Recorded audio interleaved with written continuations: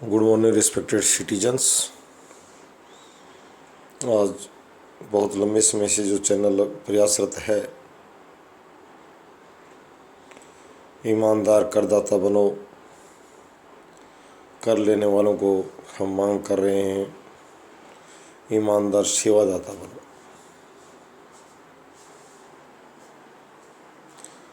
ये विश्व बिरादरी को बताया जा रहा है शासन जनता से कर लेता है, टैक्सेस की उगाही करता है, collection of taxes from people और पब्लिक,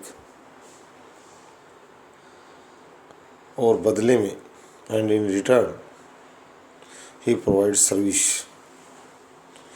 गवर्नमेंट को जनता को सेवाएं देनी होती हैं। सरकारें हमेशा कहती हैं, अधूरी बोलती हैं कि आप अच्छे और ईमानदार करदाता बने, राष्ट्रीय विकास में योगदान दें, परंतु साथ साथ मैं उनको भी कहता हूं कि वो भी एक बात साथ और जोड़ें, हम आपको करों के बदले उचित सेवा भी देंगे। करों की दर भारत में सबसे ऊंची मानी जाती है।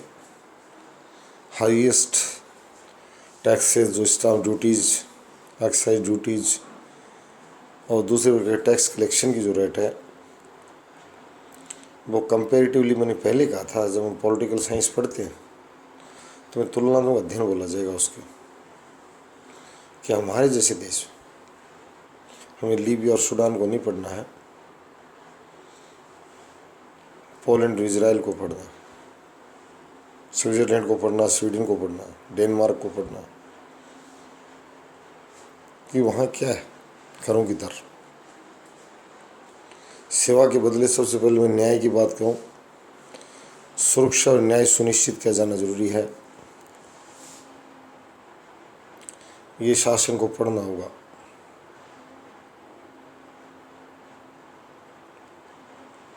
जवाब देना होगा जनता को, और जवाब तब देंगे जब जनता जागरूक होगी। चैनल आपको राजनीतिक शिक्षा दे रहा है, कहते सफल लोकतंत्र के लिए और राष्ट्रीय विकास के लिए, सामाजिक विकास के लिए लोगों का राजनीतिक रूप से शिक्षित होना बहुत ज़रूरी है। कई बार मैंने देखा कि बहुत ही अच्छा पढ़ा लिखा व्यक्ति जो पेशे चिकित्सक था, उनको अपने क्षेत्रीय सांसद के बारे में पता नहीं था, किस दल से संबंधित है, कौन। उसने कहा मैं इस तरह की बातें ज़्यादा नहीं पढ़ता। लोकतंत्र में जरूरी है कि आप एक जागरूक नागरिक बने, राजनीतिक दलों की नीतियों समझें और अनिवार्य रूप से मतदान भी करें। इन बातों को सुनिश्चित करें जिससे व्यवस्था सुंदर होगी। और मैंने भी कहा कि करों की उगाही जितनी तेज है उस गति से उतनी सुंदर सेवा देने का प्रयास भी किया जाए।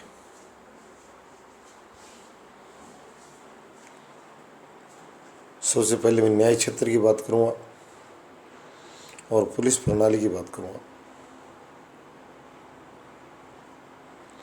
पुलिस के आधुनिकीकरण की बात तो की जाती है, परंतु साथ साथ अपराधियों के दमन की बात भी की जाए, दोषियों के दंड की बात भी की जाए। सबसे पहले मैं आज बार काउंसिल ऑफ इंडिया से अनुरोध करूँगा, रिक्वेस्ट करूँगा, प्रार्थना करूँगा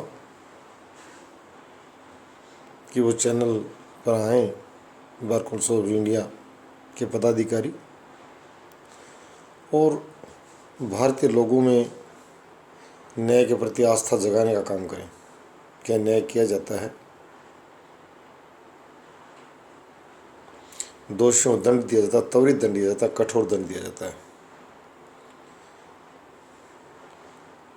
जब शासन से पूछा जाता है कि चाहे न्याय मंत्री हो, कानून मंत्री हो, भैया मामले बहुत लंबे समय तक चलते हैं, कई बार तो दोषी मर तक जाते हैं, लंबी श्रृंखला है, 4 पायदान हैं आपराधिक मुकदमों, क्रिमिनल केसेस को फेस करने की, सब डिवीज़न, डिस्ट्रिक्ट, स्टेट यानी हाई कोर्ट और सुप्रीम कोर्ट। अपराधी को सलाखों पीछे जाने में बहुत वक्त लग जाता है और उसका वहाँ पहुँचाना बड़ा जटिल काम हो जाता है। न्यायाधीशों की संख्या पर रोना रोया जाता है, पद रिक्त नहीं है। मैंने पहले कहा था जॉब राइट को बहुत बड़ा संगीत नहीं है। भारत में शायद विश्व में सबसे ज़्यादा शिक्षित लॉ के उपाधि धारक हैं।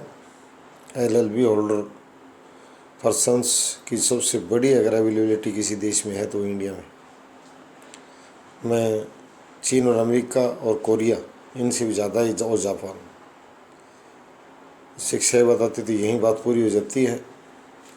रूस, फ्रांस, इंग्लैंड जैसे देशों के पास हमारे इस मुकाबले उपाधियों की मुकाबले संख्या बहुत छोटी है उनके पास। जिस देश में इतने वकील हों वहाँ न्यायाधीशों का अभाव किस कारण से है? सरकार और कॉलेजियम उलझता रहता है, मेरों को लगाओ, मेरों को लगाओ। ये उचित नहीं है। मैं कह रहा हूँ सबको लगाओ, जितने पद उनको भरा जाए तेजी के साथ, और जजों को एक राजा न बनाया जाए। जहाज देने की जरूरत नहीं है जज को। पहले हमारे पंचायतों में बड़े बड़े जज जो है ना, मुफ्त अपने घर से दही रोटी खाकर आते थे, बड़े बड़े फैसले सुना देते थे, अब भी सुनाते हैं। जज का मतलब विवाद को समाप्त कर देना है। मैंने 28,000 जॉब राइट की बात की। मैंने ये भी कहा कि जो घर से समृद्ध या ईमानदार हैं और देश की न्याय व्यवस्था मजबूत करना चाहते हैं, उन जजों को ज़्यादा से ज़्यादा मौका दिया जाए। 28,000 रुपये मासिक वेतन पर सामान्य सुविधाओं के साथ जीने को तैयार हैं। 3 बेडरूम की लाइफ जीने को तैयार हैं, यानी एक सामान्य आवास जो मैं कहना चाहता हूँ, और सामान्य सुख। कुछ LLB धारकों ने कहा कि जो अंदर बैठे इनसे हम कम नहीं, हम ज़्यादा योग्य बैठे हैं बाहर। इनकी नीयत नहीं है नियुक्त करने की, और हताशा से मैं भर गया।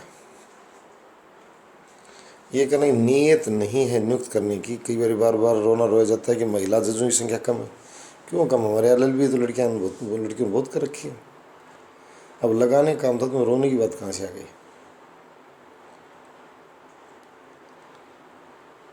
तुम सिर्फ अगर सहेली की बेटी को लगाने का प्रयास करें तो वो हम क्या करें उसमें? हमारी बेटियां जो भारत माता की बेटियां, एक से एक उपाधि धारक, LLB धारक, भीड़ इन बेटियों की जज बनने के लिए। मौका कौन नहीं दे रहा? शासन नहीं दे रहा। शासन की सोच है, मैंने स्वयं देखा है, महिला महाविद्यालय में अध्यापन के लिए महिला प्रार्थी के उच्चतम और एक्सीलेंट रिकॉर्ड के बावजूद दुष्ट नियुक्ति नहीं दे, हजारी बालिकाओं को पॉलिटिकल साइंस की पढ़ाई से वंचित रख दिया। कहा मेरी मर्जी, मुझे अधिकार देती है व्यवस्था कि मैं नियुक्त करूं या न करूं। घोर अंधेर गर्दी और अराजकता की व्यवस्था न हो, इससे लोगों में शासन के प्रति नफरत फैलती है। राष्ट्रवाद की बात करने वालों, न्याय प्रणाली को सुधारने के लिए सामने आओ, हमारे साथ आओ। कौन है तुम्हारा प्रवक्ता? हमारे सामने काउंटर डिबेट के लिए आइए, हम तैयार खड़े हैं। कॉरपोरेट पार्टियां नहीं चाहती न्याय व्यवस्था मजबूत हो। कॉरपोरेट समर्थित पार्टियां नहीं चाहती जॉब राइट लगे। कॉरपोरेट समर्थन से चलने वाली पार्टियां नहीं चाहती कि लोगों का शोषण रुके। जनता को जागरूक होना होगा, राजनीति रूप से शिक्षित होना होगा। और मैं सबसे पहले वकील साथियों से कहूँगा, लॉयर्स एंड एडवोकेट्स, प्लीज़, इतना बड़ा टैक्स की दर वाला देश, और आपको ये भी देखने का मौका मिलेगा गूंगे बहरे बदमाशों छटनी भी करनी है इस बहाने। बाद में पता लगेगा गिदड़ शेर की वर्दी पहने फिर रहा था, बदमाश और नकली न्याय प्रणाली का दुश्मन था, जो कितनी शालीनता से भाषण दे रहा था। हमें वो बात नहीं, मैंने पहले कहा था चैनल भारतीय समाज का चैनल है, विश्व समुदाय का चैनल बनेगा, परंतु सबसे पहले हम बनेंगे रोल मॉडल, बाद में लेकर जाएंगे लोगों, विदेशों को और दूसरे समुदायों की रक्षा करने। पहले हम अपनी तो कर लें। तो सबसे बड़ी लॉ की एजुकेशन वाला देश, न्याय के लिए निर्णय तरसे और लोगों का हौसला अफजाई होगा। मैंने जॉब राइट की बात बार बार की। कल कर्नाड संगमा जो मेघालय का मुख्यमंत्री है वो कर था हमारे यहाँ बेरोजगारी की वजह से उग्रवाद है। मुझे बड़ी शर्म और हंसी आई, यार तू मुख्यमंत्री है, तो कोई विचारक नहीं है जो इस तरह की बातें कर रहा है कि ये होना चाहिए। भैया बेरोजगारी ख़त्म कर दिया, जॉबलेसनेस क्यों है आपकी स्टेट में? संसाधन ज़्यादा है, छोटी सी आबादी है और शेड्यूल ट्राइब का क्षेत्र है जो हमारे संविधान ने बहुत उनको रोज़गार के लिए शक्तियाँ दे रखी हैं, संसाधन दे रखे हैं, सुविधाएँ दे रखी हैं। मैं कहूँगा हमारा संविधान बड़ा सुंदर है। शासक अपनी सोच को सुंदर बनाए, सिर्फ अपनी सहेली को जलेबी नहीं, भारत माता के सभी बेटा और बेटी को जलेबी खिलाएं। मैं विशेष रूप से कहूँगा उनको, चारों तरफ नज़रें फैलाकर देखने पर शर्म से सिर झुक जाता है। न्याय के प्रति विश्वास और न्याय के प्रति आस्था और न्याय को सुनिश्चित किया जाए, और इतनी हैवी ड्यूटी और टैक्सेस के कलेक्शन वाला व्यक्ति उसके बावजूद अगर न्याय सुनिश्चित नहीं हो, नागरिक न्याय के लिए दर दर की ठोकरें खाएं, अच्छा नहीं लगता। प्रधान न्यायाधीश महोदय और केंद्र राज्यों के कानून मंत्री और बार काउंसिल से कहूँगा, इन लोगों से आपको लेना पड़ेगा। शिक्षकों, विद्यार्थियों और भारतीय शिक्षित समुदाय से कहूँगा, आप चैनल पर आएँ। चैनल को मेरा न माने, मैं अपना स्थान छोड़ दूँ। आप मेरे से कोई व्यक्ति अगर आकर इसको संभालने के लिए तैयार है तो मैंने पहले कह दिया, मैं जब भी किसी संगठन को खड़ा करता हूँ हमेशा कहता हूँ कि मेरा इसमें निजी कोई लाभ नहीं है। अगर किसी को इसमें शक है तो मैं इतना दूर चला जाऊँगा और कभी लौट कर इस चैनल पर फिर कभी नहीं आऊँगा। धन्यवाद।